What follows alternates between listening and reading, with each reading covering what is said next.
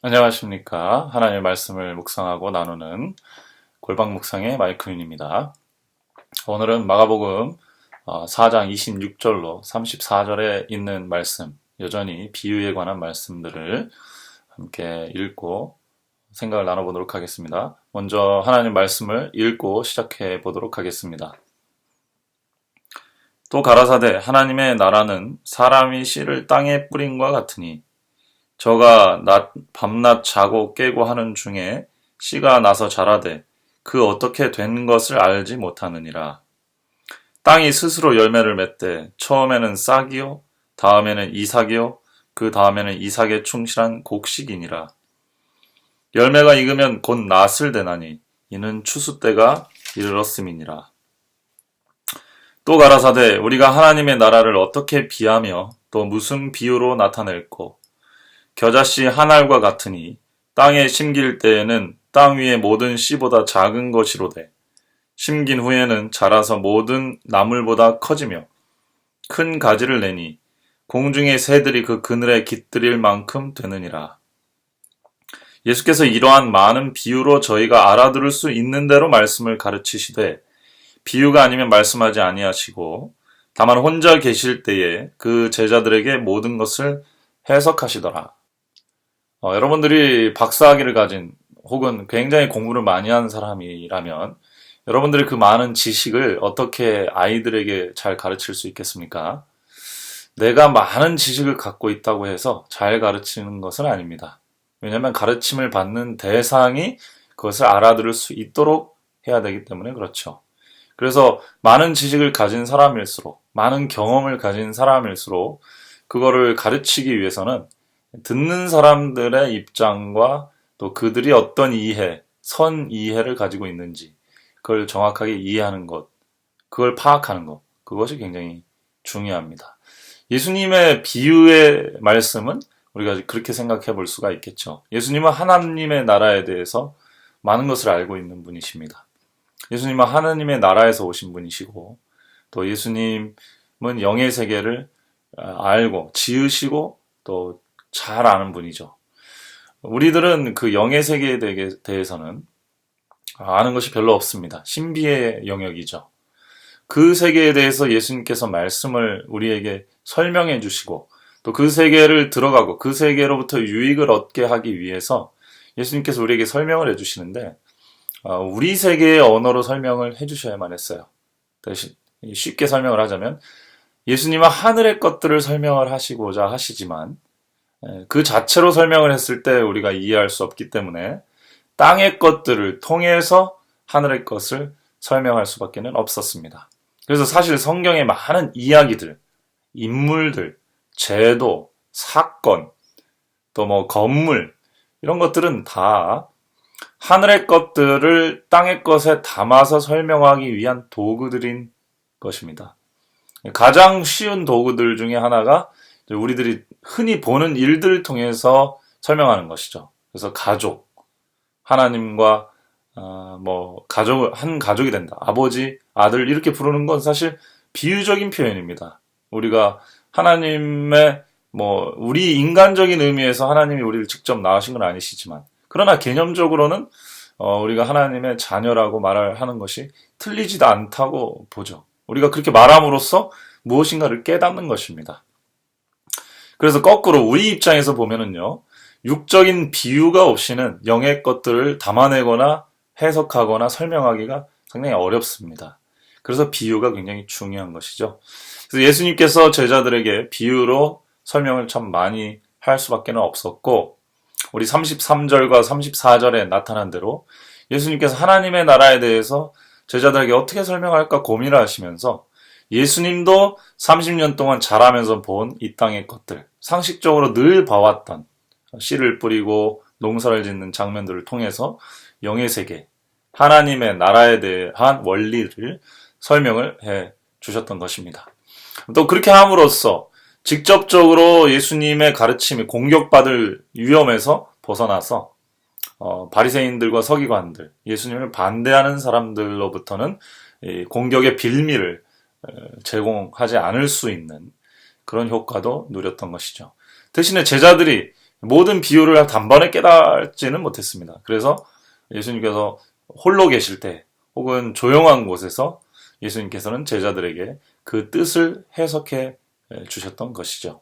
오늘은 그 비유에서 두 가지 독특한 비유를 마가복음이 설명을 하고 있습니다. 첫 번째는 저절로 자라나는 씨앗의 비유, 두 번째는 작은 씨, 겨자씨 하나의 비유가 되겠습니다. 오늘은 이 두 가지를 좀 생각해보고 정리를 해보도록 하죠. 마가복음 4장 첫 부분에서부터 보면 씨 뿌리는 자의 비유가 나타나 있죠. 씨 뿌리는 자의 비유에는 씨를 뿌리는 행위와 그 다음에 그 밭의 조건에 따라 어떠한 결과가 나타나는지에 대한 설명을 하고 있고, 그걸 굉장히 자세히 설명하면서 그것이 이 천국 비유 중에서 좀 기초적인 비유다라는 설명을 했습니다. 자, 26절부터 나오는 비유는 이 농사의 절기에 따라서, 특별히 이제 좋은 밭의 경우 씨를 뿌리고 추수를 하는 데까지 이 어떤 절기에 따라서, 계절 혹은 시간의 흐름에 따라서 어떠한 발전과 변화가 있는지에 대한 설명을 하고 있습니다. 그래서 하나님의 나라의 속성은 이렇게 변화하고 발전하는 속성이 그 안에 내재되어 있다, 이렇게 설명을 할 수가 있겠습니다. 자, 씨가 땅에 뿌려졌다는 것은 계속적으로 말씀드리지만은 하나님의 말씀이, 복음이 사람의 마음에, 영혼에게 들어갔다는 얘기입니다. 그건 귀로 들었다는 얘기가 될 수도 있고 빛이 비춰졌다고도 표현할 수가 있겠습니다. 어쨌든 하늘의 것이 사람의 심령에 뿌림을 된 것입니다. 그래서 그게 마음에 간직되면은 마음에 뿌리를 내리고 발화가 돼서 그 생각이 마음이 커져서 나중에는 열매를 맺는 데까지 이르게 되고, 그렇게 열매를 맺는 데까지 이르게 되면 그 열매는 추수를 되듯이 낫을 돼서 그 사람은 어디로 데려간다는 거죠. 그래서 씨 하나를 떨어져서 다른 많은 씨로 열매가 이루어질 때 그 사람은 여기에 있는 게, 땅에 있는 게 아니라 곳간으로 들려져 올라간다는 사실입니다. 그래서 우리가 요한계시록에 보면 예수님이 재림하시는 장면에 이한 낫, 날카로운 낫을 들고 재림하시는 장면이 나옵니다. 예수님이 농부신가요? 예수님이 진짜로 재림하실 때 낫을 들고 오실까요? 오히려 그러면 무섭겠죠? 이것은 상징적인 거고 비유적인 것입니다. 예수님은 본인이 비유한 게 있기 때문에 그러한 비전을 요한에게 보여주심으로써 예수님의 재림과 영혼들의 추수를 설명하고 있었던 것입니다. 자, 여기 첫 번째 비유에서 중요한 것은 씨 뿌린 사람이 밤낮 깨고 자고 하는 중에 언제 어떻게 자라는지 잘 모르는데 나중에 보니까 열매를 맺을 만큼 크고 성장했다, 그런 표현을 하고 있습니다. 자, 하나님의 나라의 속성 중 하나는 그 안에 성장력이 있고 생명력이 있는데 우리 눈으로 겉으로 볼 때는 급작스러운 변화가 나타나는 것 같지 않지만 그 안에 생명력이 있어서 그것이 성장하게 만든다라고 하는 원리가 되겠습니다. 어떤 사람이 예수님을 모르다가 예수님을 마음에 받아들였습니다. 그리고 그 예수님의 사랑을 마음속에 계속 품고 있게 되다 보면은 시간이 흘러감에 따라 갑작스럽게 확 변하는 그런 경우들도 있지만, 그 하나님의 나라의 원리가 마음속에 내려지고 씨가 뿌려지고 그것이 발화하고 싹을 내고 하면은 시간이 지남에 따라 때에 맞게 올바른 판단과 선택을 하게 되고, 또 그렇게 하면서 하나님의 자녀로 성장을 하게 되고, 나중에는 온전한 하나님의 품성을 반사하는 하나님의 자녀로 드러나게 되고 성장하게 된다. 그렇게 될 때 하나님께서 그를 하나님의 나라로 인도할 것이다 라고 하는 하나님의 나라의 원리를 지금 이 농사의 비유, 씨 뿌린 것과 자라나는 나무의 비유로 이것을 설명하고 있다고 볼 수가 있겠습니다. 그래서 우리가 어떨 때는 어떤 사람을 보면 예수님 믿은 지 한참 됐는데 왜 별반 다를 게 없지 라고 판단할 수도 있지만, 하나님의 눈에는 그렇지 않습니다. 예수님의 제자들도 마찬가지였죠. 예수님을 만나고 예수님께로 왔을 때 대단한 일이 일어날 것 같았지만 당장 큰 변화가 있지는 않았습니다. 예수님과 훈련하는 동안 조금씩 성장했고, 또 베드로 같은 경우도 조금씩 예수님에 대한 이해가 깊어져 갔고, 그러다가 또 예수님을 배신했다. 또 나중에는 예수님이 안 계실 때 예수님을 위한 최고의 헌신자여 리더로 서게 되고 나중에 예수님처럼 십자가에 달려 순교하는 데까지 서게 되지 않았습니까? 그럼 당연히 베드로의 영혼은 많은 열매를 맺은 베드로의 영혼은 천국으로의 약속이 아마 베드로에겐 주어졌겠죠.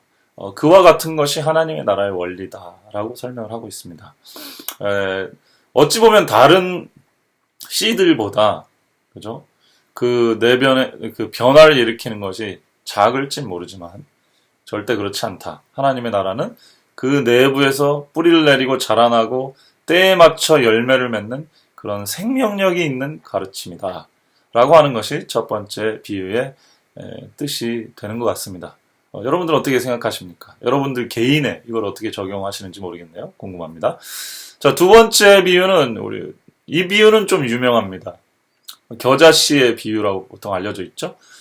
겨자, 머스타드 이런 것들이 씨가 얼마나 작은지 모르겠는데 하여튼 굉장히 작은 다른 씨들에 비해서는 굉장히 작은가 봐요. 보통 이제 씨들이 콩알 만한데 그거보다 더 작은 씨 같습니다. 근데 이 겨자씨는 이제 땅에 뿌려지면은 다른 나물이나 풀보다 훨씬 나무가 됩니다. 나무가 돼서 거기에 새들이 앉아 깃들고 쉴 정도로 큰 나무가 된다고 하는 것입니다. 예수님은 하나님이나 나라를 이 작은 겨자씨에 비유를 하고 있습니다. 무슨 뜻일까요? 제가 이해하는 바로는 이 하나님의 나라의 가르침, 복음, 이 기독교는 겉으로 볼 때는 굉장히 대단해 보이지 않는다는 것이죠. 작아 보인다는 것입니다. 그러나 그것이 한 영혼의 마음에 들어가서 복음으로서 받아들여지고 생명의 작동을 시작하게 될 때 그것은 다른 어떤 사상, 철학, 그리고 제도보다 크게 성장해서 사람이 훨씬 그 선한 잠재력이 가장 크게 발전시키는 원동력이 바로 복음이요 하나님의 나라의 원리라 이렇게 설명을 하고 있는 것 같습니다. 어떤 사람이 똑같은 사람이 있을 때 겉으로 보기에는 나는 예수님을 믿어, 나는 복음을 받아들였어 라고 말하는 것과 나는 큰 정치적 어떤 철학을 믿고 그걸 따라갈 거야 라고 이렇게 생각하는 것, 겉으로 볼 때는 이 예수님을 믿는다는 것, 복음을 받아들인다는 게 작고 보잘것없는 것으로 보일 수도 있다 이 말이죠. 겉으로 볼 때는요, 처음에는. 그러나 그것이 마음속에, 영혼 속에 들어와서 올바른 작용을 할 때에 그 영혼이 나중에 이루게 될 그 열매, 그의 삶을 통해 나타나게 될 어떤 좋은 긍정적인 효과들, 결과들은 다른 어떤 것들보다 더 크고 뛰어난 영광스러운 그런 결과를 낳게 된다는 것을 설명하고 있습니다. 그 포인트를 예수님이 이제 설명을 하고 싶으신 것이죠. 그래서 지금 예수님을 따라 나서는 제자들에게 지금 예수님께서 하시는 말씀이기도 하신 거고, 또 다른 많은 사람들에게도 하시는 말씀이죠. 지금 예수님께서 가르치는 이 말씀들, 겉으로 보면은 당시 바리새 종교들이나 혹은 로마 어떤 군인 정치보다는 별것도 아닌 작은 것으로 보일 수 있겠습니다. 서로 사랑하라는 거, 약자를 돌보라는 거, 하나님이 우리를 버리지 않으시고 고아와 같이 버리지 않으시고 우리를 돌보신다는 사상, 이런 것들은 되게 작아 보이는 사상들인데 그것이 한번 마음속에 들어와서 씨를 뿌리게 되고 자라나게 되면, 그래서 그 사람이 그 말씀의 영향을 온전히 반영하게 되면, 우리가 아시는 대로 베드로나 요한 이런 사람은 어부였지 공부한 사람이 아니었습니다. 그러나 당시 바리새인과 서기관들이 구원하지 못한 많은 사람을 구원하고 하나님께로 이끌고 그들에게 삶의 희망을 주고 조직체를 만드는 그런 위대한 역할을 했던 것이죠. 이게 하나님 나라의 원리, 복음의 원리라는 것입니다. 겉으로 그냥 볼 때는 별건 아니고 평범해 보이고 오히려 작은 어떤 것, 별 볼 일 없는 가르침으로 보일지 모르지만 그것이 한번 들어가서 뿌리를 내리고 자라나게 되면 엄청난 결과를 낼 수 있는 것이 바로 복음이라는 것. 그래서 이 씨들의 비유는 다 땅 혹은 세상에 뿌려지는 생명의 말씀, 또 하나님의 복음의 가르침들을 상징합니다. 다 씨로 표현이 되죠. 이 씨를 뿌리는 농부가 바로 예수님이시고 하나님이시고 또 오랫동안 선지자를 통해서 하나님께서 그런 씨를 뿌리셨습니다. 그래서 우리는 소문으로 듣기도 하고 성경에 기록된 것을 보면서 씨가 우리 마음에 뿌려지기도 하고 또 어쩔 때는 목사님들이나 뭐 다른 스피커들을 통해서 강연자들을 통해서 그 메시지가 우리 귀에 들려오기도 하겠죠. 우리 마음의 밭에 그 씨가 뿌려지는 것입니다. 그러나 우리는 다른 많은 더 좋은 씨들도 있기 때문에 이렇게 인생을 한번 살아볼까, 이 가르침을 한번 따라볼까 이렇게 아마 많이 방황도 했겠죠. 그러나 하나님의 나라의 씨앗, 가장 작은 그 씨앗이 자라나는 것을 보면 그 안에서 성장하는 것을 보면 이것이야말로 복음이구나. 우리를 가장 행복하게 하고 기쁘게 하고 보람있게 하고 또 영광스럽고 자랑스러운 삶을 살게 하는 가르침이구나 라는 것을 깨닫게 된다는 것. 아직 예수님의 제자들도 이것을 다 이해하지 못했지만 예수님께서는 제자들에게 그러한 희망을 말씀해 주셨던 것입니다. 너희들처럼 열린 마음으로 받아들이는 사람들은 30배, 60배, 100배의 열매를 맺게 될 것이고 그 나머지 것들까지 다 볼 수 있는 하나님의 축복을 볼 수 있는 눈을 갖게 될 것이다. 그러나 그렇지 않은 사람, 이 하나님의 씨앗을 받아들이지 않고 다른 것을 더 선택하고 또 이 씨앗을 소홀히 여겨 버려버리는 사람은 하나님의 축복을 보는 눈도 잃어버리게 된다는 것. 이것이 이제 이 비유들의 설교, 비유를 통한 설교의 전체 메시지라고 생각을 합니다. 여러분들 마음밭에 이 하나님의 나라의 씨앗이 뿌려졌습니까? 혹은 그 씨앗이 뿌려져서 자라나고 있는 중이십니까? 감사한 일입니다. 예수님께서 여러분들을 통해서 큰 열매를 맺는 일을 하실 것입니다.